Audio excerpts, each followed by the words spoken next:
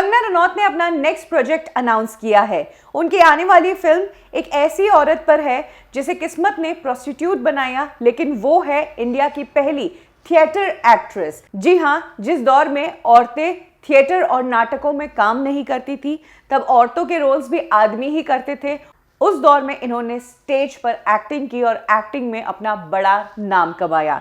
इन्हें जाना जाता है बिनोदिनी दास के नाम से और नटी बिनोदिनी नाम से। ये थिएटर ग्रुप्स में काफी पॉपुलर है। आखिर कंगना रनौत ने बिनोदिनी दास की बायोपिक को क्यों चुना? आखिर बिनोदिनी दास की कहानी में ऐसी क्या बात है जो कंगना को टच कर गई और कंगना इस फिल्म में काम कर रही है? आज उन्हीं बिनोदिनी दास की जिंदगी के बारे में हम बात करेंगे। बिनोदिनी दास का जन्म कोलकाता, जो उस टाइम में कलकत्ता कहलाता था, वहां के रेड लाइट एरिया में हुआ। हाउस नंबर 149 कॉर्नवाली स्ट्रीट में उनका घर था। बिनोदिनी दास की फैमिली में उनकी मदर, उनकी नानी और उनका भाई था। पिता को कभी उन्होंने देखा ही नहीं।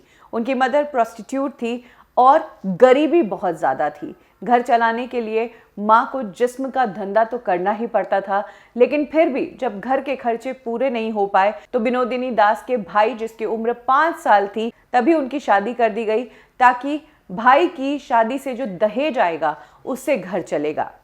लेकिन ये टाइम भी ज़्यादा नहीं चल पाया क्योंकि भाई की जल्द ही मृत्यु हो गई और पैसा भी ख़त्म हो गया।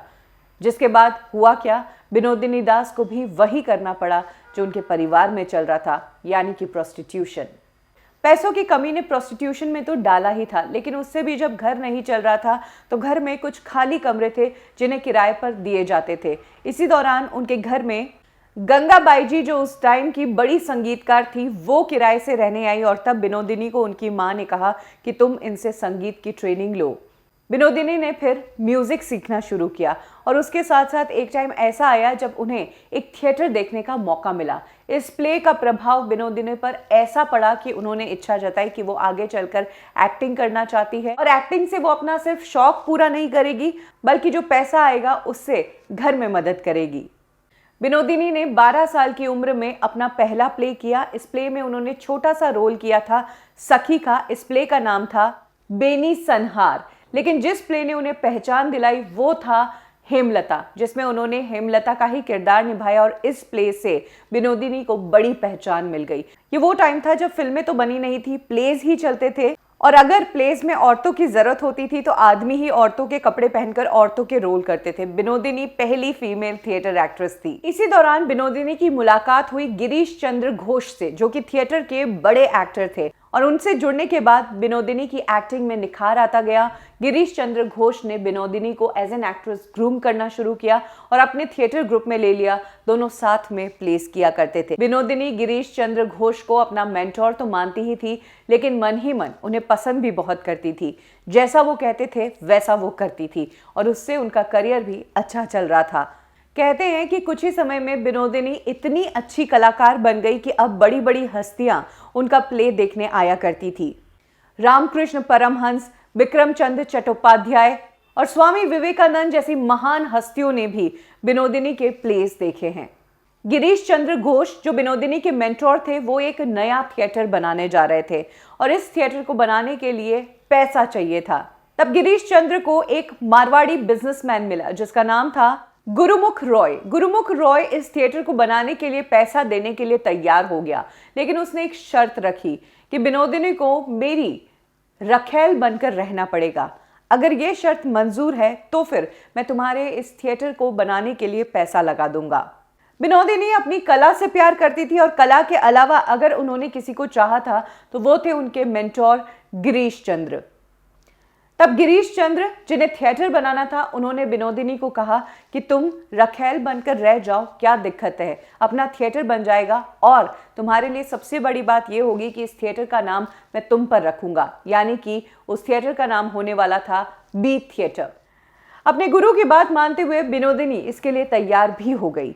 वो गुरुमुख के साथ लिव इन में उनकी रखेल के रूप में रहने लगी और इधर थिएटर का काम भी शुरू हो गया। वो दिन आ गया जिस दिन थिएटर बनकर तैयार हो गया और जब थिएटर का नाम रखने की बारी आई तो फिर उस पर बड़ा बवाल खड़ा हो गया। बिनोदिनी के नाम पर इस थिएटर को शुरू करने से लोगों ने मना कर दिया। लोगों ने आपत्ति जताई कि एक गिरी हुई औरत के नाम पर थिएटर का नाम कैसे हो सकता है। इसको बहुत अपोज किया गया। फाइनली विनोदिनी का नाम न होकर इस थिएटर का नाम रखा गया स्टार थिएटर ग्रुप। इस इंसिडेंट ने विनोदिनी को अंदर से तोड़ कर रख दिया था। अपनी गुरु की बात मानते हुए वो एक बिजनेसमैन की रखेल बन गई थी, सिर्फ इसलिए कि थिएटर बन जाएगा और वो थिएटर उनके नाम पर होगा, कुछ बड़ा कर रही है।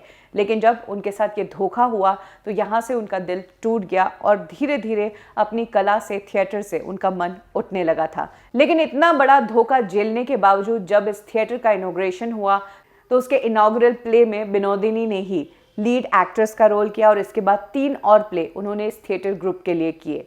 6 महीने बाद ही इस थिएटर की हालत खराब हो गई। गुरुमुख जो बिजनेसमैन था, उसकी तबीयत खराब हो गई और उसने डिसाइड किया कि उसे ये थिएटर बेचना है और उसे बस पैसा निकालना है। और तब उसने गिरीश चंद्र घोष, जो कि विनोदिनी के मेंटोर थे, उनसे कहा कि मुझे ये थिएटर बेचना है और इस थिएटर को बेच के आधे पैसे जो आएंगे वो पार्टनरशिप में विनोदिनी को दूंगा। तब गिरीश ने मना कर दिया। ये विनोदिनी के लिए दूसरा झटका था कि कैसे जिसे वो गुरु मानती थी उसने पहले उन्हें एक बिजनेसमैन की रखेल बना दिया और दूसरी बार जब उनके नाम थिएटर हो रहा था तो उसे भी अपोज किया। यहाँ से थिएटर के प्रति उनका मन बिल्कुल भर चुका था, वो टूट चुकी थी और उन्होंने प्लेस करना बंद कर दिया। अपने पूरे करियर में उन्होंने 80 से ज़्यादा प्लेस किए और हर एक प्ले का अपना अलग ही प्रभाव था। वो अब नाटक की दुनिया से दूर थी, लेकिन कला उनके अंदर से अभी गई नहीं थी, खत्म नहीं हुई थी। इसीलिए उन्होंने अपनी कला को लिखना शुरू किया। उन्होंने अपनी ऑटोबायोग्राफी लिखी जिसमें उन्होंने अपने ज़िंदगी की कहानी बताई कि कैसे एक प्रोस्टिट्यूशन के बैकग्राउंड से आने के बावजूद उन्होंने कला के फील्ड में अपना नाम बनाया, लेकिन अपने ही लोगों से उन्हें दगा मिला। विनोदिनी ने ये ऑटोबायोग्राफी इतनी सच्चाई से लिखी है, उन्होंने खुद को इस ऑटोबायोग्राफी में प्रोस्टिट्यूट बुलाया है। खैर, इस इंसिडेंट के बाद वो एक लो प्रोफाइल लाइफ जीने लगी। गुरुमुख रॉय की रखेल रहने के बाद वो 2 और लोगों की रखेल रही। उन्हें एक बेटी भी हुई जिसकी डेथ 12 साल की उम्र में हो गई और उसके बाद उन्होंने एक और बेटी को अडॉप्ट किया। अपने बुढ़ापे के दिनों में विनोदिनी अपनी माँ के घर में ही शिफ्ट हो गई, उसी घर में जहाँ से उन्होंने संगीत सीखा था, जो प्रोस्टिट्यूशन का अड्डा था। उसी घर में उन्होंने अपनी ज़िंदगी के आखिरी दिन बिताए। 1941 में जिस वक्त उनकी उम्र 79 ईयर्स थी, तब उनकी एज रिलेटेड इश्यूज के कारण डेथ हो गई। जिस विनोदिनी के नाम से थिएटर शुरू करने का अपोज हुआ था, आज उनके नाम पर थिएटर के कई प्रोग्राम्स किए जाते हैं, कई सारी बिल्डिंग्स और कई सारी सड़कों के नाम उनके ऊपर है। तो यह है कहानी उस विनोदिनी दास की जिसकी बायोपिक में कंगना रनौत काम करने वाली है।